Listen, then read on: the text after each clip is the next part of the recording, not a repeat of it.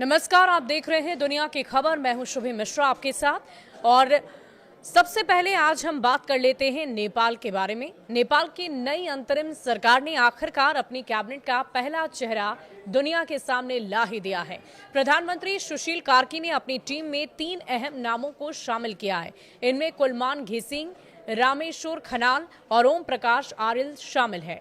तीनों मंत्री कल शपथ ग्रहण करेंगे। सबसे खास बात तो यह है कि इन तीनों का भारत से कनेक्शन है। नई सरकार में कुलमान घिसिंग, रामेश्वर खनाल और ओम प्रकाश आर्यल की एंट्री के बड़े संतुलन के तौर पर इसे देखा जा रहा है। ऊर्जा और प्रशासनिक सुधारों से लेकर विधि और न्याय व्यवस्था तक इन नामों का चयन ये दिखाता है कि सुशील कार्की की टीम राजनीतिक से ज्यादा कार्यकुशल चेहरों पर भरोसा रखती है। और इसी के साथ प्रधानमंत्री कार्की ने वरिष्ठ अधिवक्ता सविता भंडारी को अटॉर्नी जनरल नियुक्त कर एक बड़ा कदम उठाया है। सविता नेपाल के इतिहास में पहली महिला अटॉर्नी जनरल बनी है। वह 99 वर्षीय वरिष्ठ अधिवक्ता कृष्ण प्रसाद भंडारी की पुत्री हैं। सविता की नियुक्ति को देश में महिला सशक्तिकरण और न्यायपालिका में लैंगिक प्रतिनिधित्व की दिशा में एक ऐतिहासिक कदम माना जा रहा है। तीनों मंत्री के बारे में अगर हम आपको बताएं तो सबसे पहले कुलमान घिसिंग को जानिए।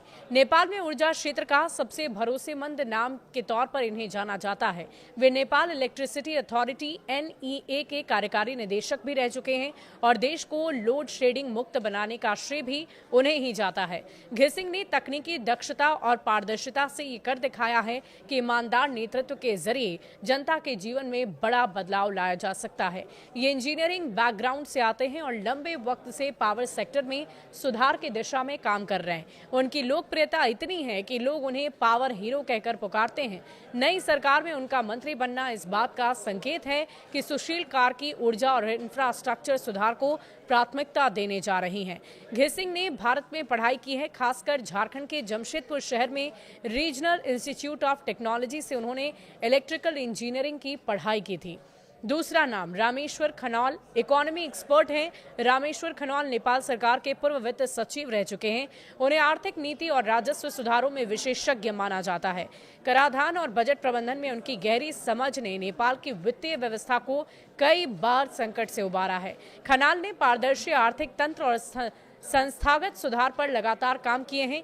ये अंतर्राष्ट्रीय स्तर पर भी नेपाल का प्रतिनिधित्व कर चुके हैं और निवेश आकर्षित करने में उनकी अहम भूमिका रही है। नई सरकार में उनकी एंट्री इस बात का संकेत है कि कार्की वित्तीय स्थिरता और आर्थिक पुनः निर्माण पर फोकस करना चाहती हैं। उनका प्रशासनिक अनुभव सरकार को नीति निर्धारण और संसाधन प्रबंधन में मजबूती देगा। वे लंबे समय से नेपाल के वित्त और प्रशासनिक सेवा में सक्रिय रहे हैं, लेकिन भारत के लोगों के साथ उनका दशकों पुराना रिश्ता है। अब बात करते हैं ओम प्रकाश आर्याल। कॉन्स्टिट्यूशन के मास्टर ओम प्रकाश आर्याल नेपाल के जाने माने वरिष्ठ अधिवक्ता और मानवाधिकार कार्यकर्ता हैं। वे सुप्रीम कोर्ट में कई ऐतिहासिक मामलों की पैरवी कर चुके हैं और संविधान में लोकतांत्रिक मूल्यों के मजबूत पैरोकार रहे हैं। आर्याल का नाम न्यायपालिका में पारदर्शिता, जवाबदेही और सुधार के लिए लिया जाता है। उन्होंने भ्रष्टाचार के खिलाफ भी कई बार अदालत में जनहित याचिकाएं दायर की। उनका ये मानना है कि कानून और संस्थाओं की मजबूती ही लोकतंत्र को स्थिर रख सकती है।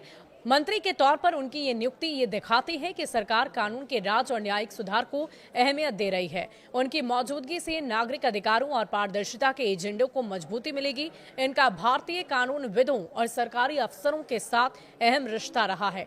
आंदोलन के दबाव से बनी अंतरिम सरकार। गौरतलब है कि हाल ही में हुई जेनजी आंदोलन के दबाव के चलते सुशीला कार्की को अंतरिम प्रधानमंत्री बनाया गया है। इस आंदोलन ने राजनीतिक ढांचे में बड़े बदलाव की नींव रखी है।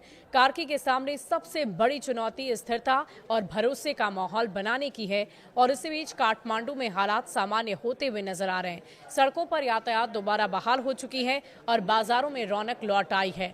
ड्रोन से लिए गए विजुअल्स में साफ ये दिखता है कि धीरे धीरे रोजमर्रा की जिंदगी अब पटरी पर वापस लौट रही है। नई सरकार से उम्मीदें नेपाल की जनता को भी नई हैं और सरकार से तेज फैसले और स्थिर शासन की उम्मीद जनता लगाए बैठी है। कुलमान घिसिंग जैसे लोकप्रिय नाम का मंत्री पद पर आना और सविता भंडारी जैसी ऐतिहासिक नियुक्ति से लोगों के बीच ये संदेश गया कि कार्की बदलाव लाने का इरादा रखती हैं। अब सबकी निगाहें कल होने वाले शपथ ग्रहण पर टिकी है, जब ये तीनों मंत्री औपचारिक रूप से सरकार का हिस्सा बनेंगे और सविता भंडारी अटॉर्नी जनरल के तौर पर इतिहास रचेंगी। आपका इस विषय में क्या राय है? आप क्या सोचते हैं? क्या वाकई कार्की के द्वारा लिए गए इन 3 मंत्रियों का निर्णय और औचित्य रखता है? क्या ये सही निर्णय है और इससे क्या वाकई नेपाल में बड़ा बदलाव होगा, बड़ी तब्दीली आएगी? हमें कमेंट सेक्शन में लिखकर जरूर बताइएगा। शुक्रिया।